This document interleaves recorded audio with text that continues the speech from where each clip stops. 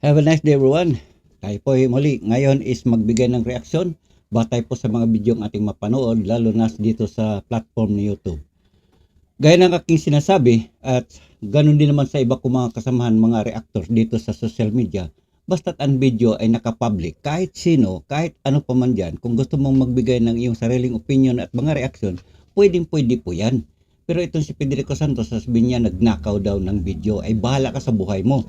Ngayon, gaya nitong ating mapanood sa video na ito, kagaya nito mga kaubayan, ayan, magbigay pa ako ng reaksyon sa mga bagay-bagay na ito. Ito po ay video ni Federico Santos. Ngayon, dito Federico Santos, kung sabihan mo ako na nagnakaw ako ng video, ay so be it, bahala ka sa buhay mo. Kasi ikaw din naman is magnanakaw ka rin ng video, lalo na sa video ni Ate Edna Black. Ngayon, siyempre, kung ayaw nyo mabigyan ng reaksyon mga video nyo, di itago nyo, saksak nyo sa baga nyo. Di ba ganun lang kasimple, Federico Santos?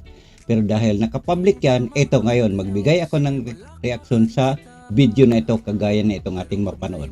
Dahil kita nyo mga kaibigan, andyan, mayroong nakamarka dyan, Bal Santos Matubang, Team Kalingap. So therefore, mga kababayan, ang Bal Santos Matubang, mayroon siyang sariling sasakyan na may tatak na ngayon na Team Kalingap. Nung ako po minsan na po kami magkita ni Paring Bal na nandiyon ako sa diet dati, ang nakita ko doon na may tatak Bal Santos Matubang at Team Kalingap ay yung isang malaking pick-up, malaki, kargahan daw ng mga bagay-bagay kung sila po ay ayuda at magpunta doon sa mga beneficiary nila. Pero ngayon hindi ko na nga alam kung ano na nangyari. Subalit hindi yan ang ating dapat pag-uusapan kundi ayon sa video na ito. Kasi mga kaibigan, kung makita natin ang sasakyang ito po'y modelo mga kaubayan. At hindi ito basta na mga masasabi natin na surplus. So therefore, kung pera ang ating pag-uusapan, may pera talaga dyan sa pagbablog, dyan sa Kalingap community. At yan ay isa sa mga na tantya ko na yan ang isa sa mga pangarap ni Federico Santos. Kaya siya ngayon dyan ay nagsusumiksik dyan sa Kalingap community, lalo na po kay Paring Bal. Dahil ito, ayon nga sa kanyang sinasabi, isa yan sa kanyang pangarap na magbablog siya dahil alam naman niya, naghahanap siya ng jackpot na baka sakali ka makatiyempo, magandang tiyempo, pagkakataon ay may magsasuporta at mag-sponsor sa kanya. So therefore, umaasa ito ng perang hindi kanya. Gagamitin lang niya ang social media para siya po ay magkamal ng maraming salapi at makabili ng sasakyan ng kagaya nito at magkakaroon ng bahay maganda, lupa, etc. at etc. na mga pakinabang pang sarili sa pamagitan ng pag-vlog. At ginagamit ngayon ang Team Kalingap or ang Kalingap community na nangangarap si Federico Santos na makakuha ng mga sponsor kagaya dyan sa nangyari kanila Paring Bal. Kaya si Paring Bal Santos Matubang, kita mo naman, ngayon is 4 wheels na dati is 2 wheels lang, meaning is nakamotorsiklo lang po ang aking mahal na kumparing Bal Santos Matubang pagka siya po ay nag-aayuda. So mga makabayan, mag-start na po ako. Ato na po, let the ball rolling, saka po tayo magbigay ng karagdagang opinion at mga reaction.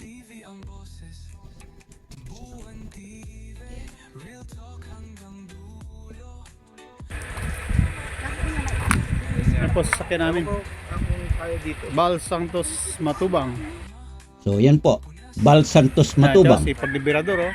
Oh, yan. Itong si Berador, mga kaubayan, para masabi ko sa inyo, siya po ngayon, di ko lang alam kung hanggang sa mga oras na ito, siya po ang presidente ng Karipa.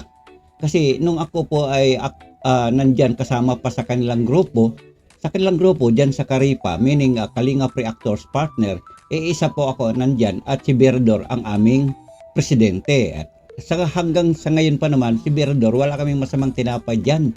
Wala kaming pinag-aawayan kung ano pa man ang mga issue, lalo na dito sa SOCMED. So kita mo naman si Berador, talaga namang muscle pa lang, talagang buhay na po, kayang-kayang magbuhat na kung ano pa man. Diba mga kababayan? At sa video na ito, gusto ko pong sabihin sa inyo, ito po ay may mission ang mga ito, grupo ng Team Kalingap, para gawin ang nasirang bahay ni Carla. Yun po ang aking sinasabi dyan. Ano ang nangyari? Bakit ang mga bahay ng Kalingap ngayon is dispalinghado or palpak ayon sa pananalita ni Paring Bal Santos Matubang? At itong bit-bit ni kapatid ko na si Berador, ito po ay kulurop para ipantapal doon sa sirang-sira na naman na bubong ni Carla, na kung saan nakaraan ay ang bubong naman ni Beyonce. Kaya itong si Federico Santos, sabi ko nga nung nakaraan, bakit ako ang iyong murahin, Federico Santos, na wala akong kasalanan dyan?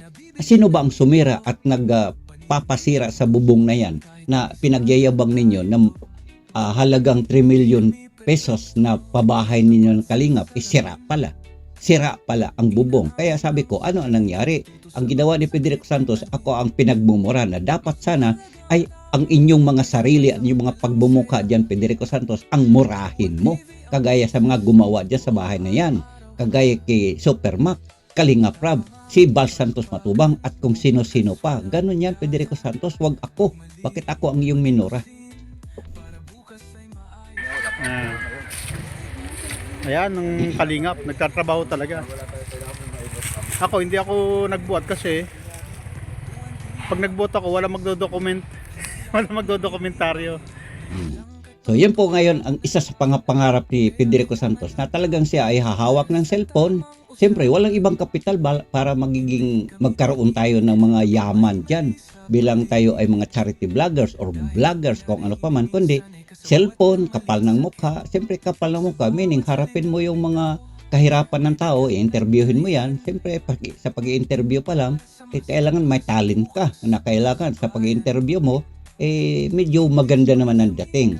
So, kita mo naman si Berador, talaga namang buhat boys ito. Buhat boys, meaning taga-buhat kung ano-ano pa man dyan. Kasi siyempre, kagaya nito, hindi naman to pwedeng papasokin ang sasakyan hanggang doon sa kadululuhan kung nasaan may yung bubong na dapat itapal ang bubong na itong bit-bit ni Berador, kundi bubuhatin talaga. So therefore, isa ito sa mga buhat boys. Kailangan ako magbablog ng ginagawa ng Kalingap, kaya ako yung taga-kuha.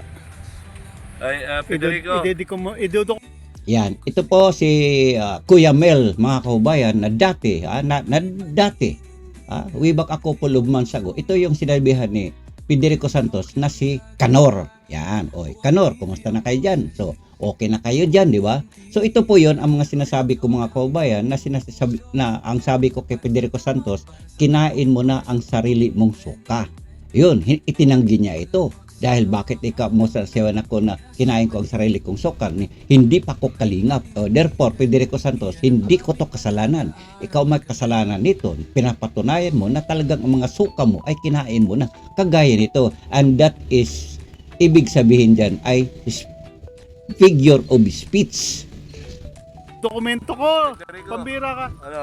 Ayan, ano na, akutin mo na to. Hindi, magano ka na dyan. Ayan ang trabaho mo ngayon. Magkopra ka. Ayan, maganda yan, may mato ka. Yun ang masasabi natin na future charity vloggers ng Kalingap. Kasi siya man ay may sabi na kaya diyan siya, isa yan as dahilan niya kaya siya pupunta diyan sa Kalingap or sa Dait or sa Lighthouse, dahil siya ay gustong matuto na mag-vlog, mag-charity vlog. Ang nakakapagtataka nga lang, mga kaubayan, nangarap na mag-vlog, wala namang puhunan. So therefore, ang puhunan nito, kunting kapal na mukha, kunting daldal, kunting PM sa mga sponsor, paawa effect. Pag mayroon ng maawa at mauto ng mga sponsor, eto na ngayon, magkakapera na si Manong Pedring Colaong, ayon sa kanila. Pedring Colaong ang tawag nito ng iba.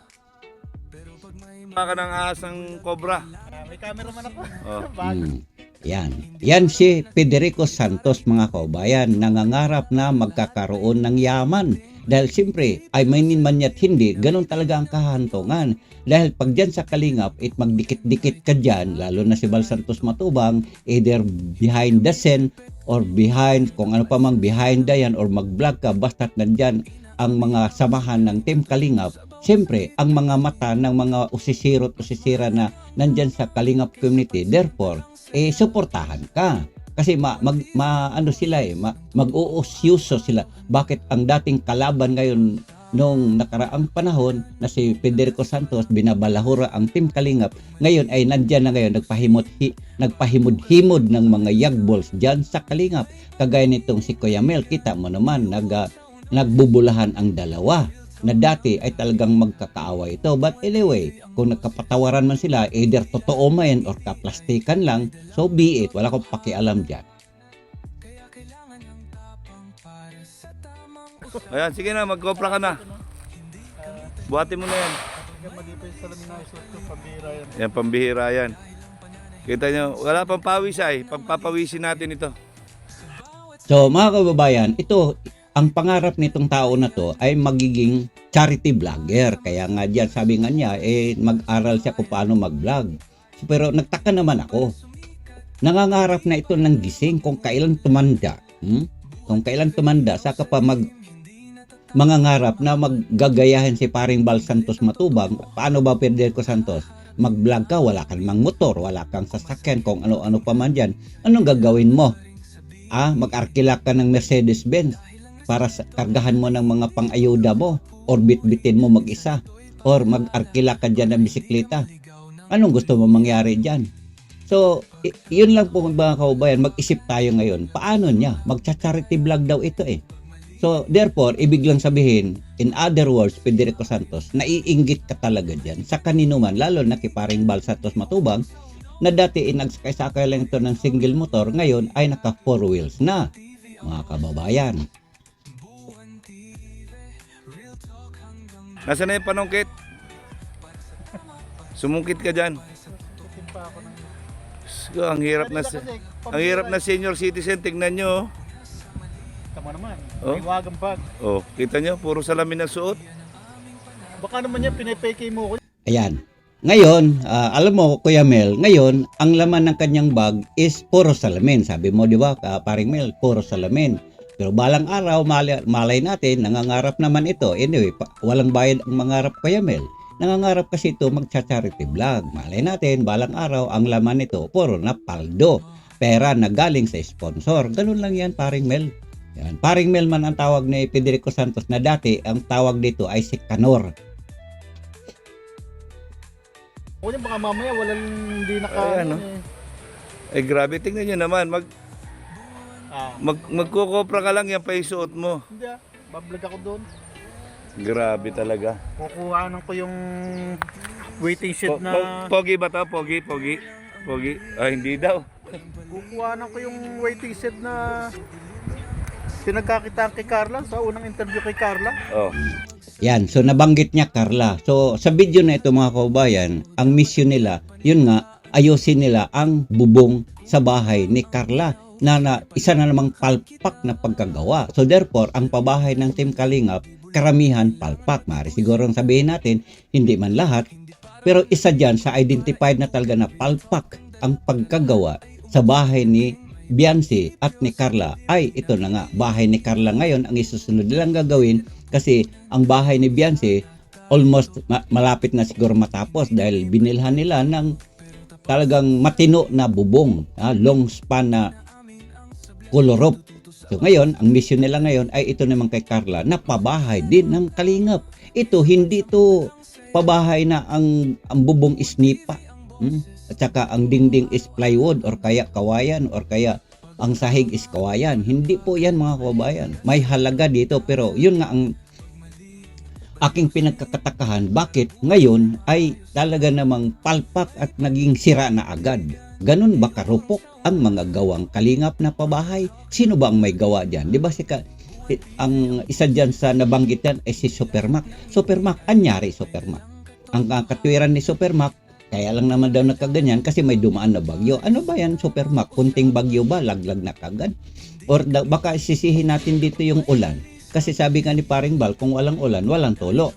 Ay, nako, ano nangyari?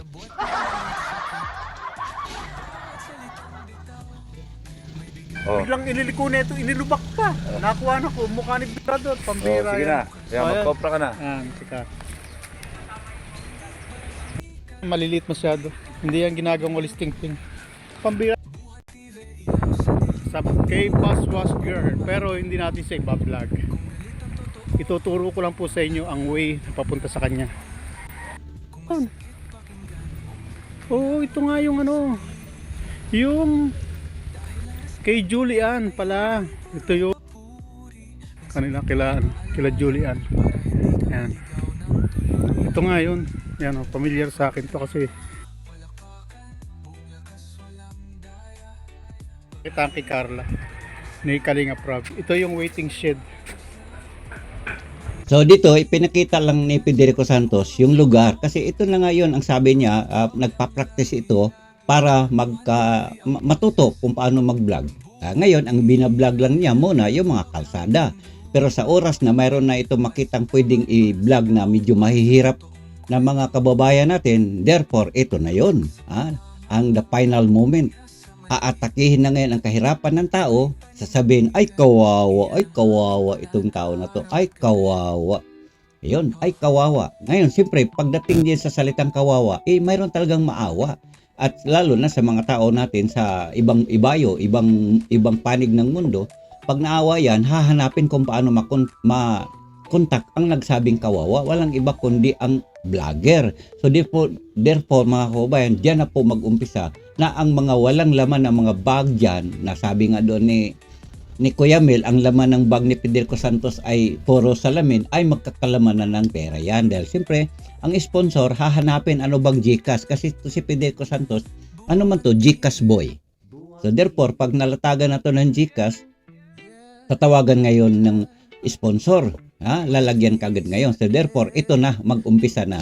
Si Federico Santos matupad na ang kanyang pangarap na dahil sa kanyang pag-vlog, diyan pa mismo sa dait, magkakapera ito, magkakabahay, magkakakotse. Kasi ito, naiinggit ito sa kay Bal Santos Matubang. Nakita na naman ninyo kanina na ang sasakyan ni Bal Santos Matubang bago, and then may tatak pa na Bal Santos Matubang Team Kalingap. Balang araw, ang pangarap nito ni Federico Santos, more or less, aminin man niya at hindi, ay magkakaroon ng sasakyan at malamang sa malamang tatatakan niya ito ng Federico Santos Team Timbukto. Ayan, Timbukto, kasi hindi ko man alam ang team nitong taong ito. Pwede kayo makuhanan?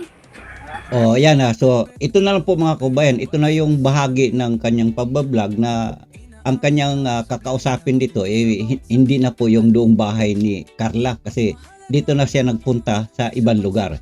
So yun po mga kabayan, ating maiksing reaksyon sa video na ito ni Federico Santos, na yun nga nakita natin kanina na mayroong sasakyan tayong na i-picture dito, na yung pong sasakyan, ang pagmamayari doon ay si Bal Santos Matubang, na ginagamit nilang kargahan ng mga gamit. At nakita din naman natin si Berador, pasan-pasan or bit-bit niya or nakapatong sa kanyang ulo ang yero, ang kuluro para iyan ay dalhin doon sa bahay ni Carla upang i-repair na naman ang isa na namang pabahay ng Kalingap.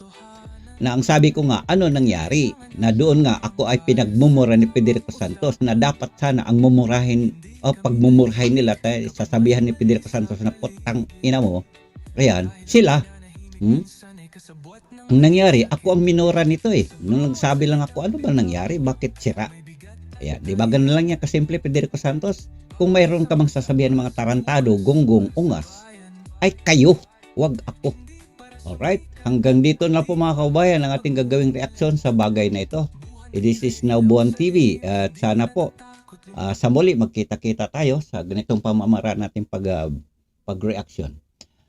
Hanggang sa muli mga kaubayan, don't forget to remember, pitik lang yung ating notification bell sa baba para notified po kayo sa sunod ng mga video ating upload sa channel kong ito.